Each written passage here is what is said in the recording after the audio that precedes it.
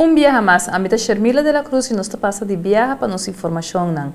Nos está presente en una rueda de prensa de Insel Air. Camina con a papia de crecimiento que tiene impacto destinación y también turismo. Insel Air tiene su conferencia de prensa, cual por cierto, importancia nanta bata en crecimiento de lo cual está aerolínea aquí for de isla de Corsó, creciendo así una importancia grande para lo cual Corsó está como un hub. Donando ejemplo, que Corsó lo vira un hub manera Panamá y también Colombia.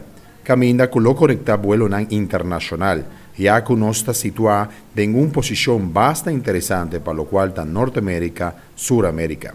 Es aquí 13 que el crecimiento de diferentes vuelos que ya en total está 27 que Insel Air tabula.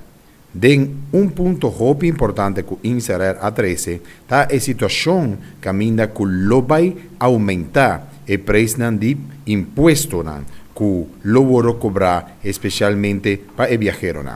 Es aquí lo 13 efecto muy negativo para la aerolínea y a la vez el 13 situación complicada para el vuelo doméstico de esta manera San Martín, Aruba y Bonaire. Esperando así que el gobierno también, junto con el staff de airport, lo por pensar un tique más lógico over la situación aquí de aumento. También hubo papia de lo cual está la ampliación de airport camina a sugerir que con el airport viejo no lo podrá para vuelo doméstico, para bula para isla cercano. Y así está 13 mejor situación para el viajero que frecuentemente está en la isla.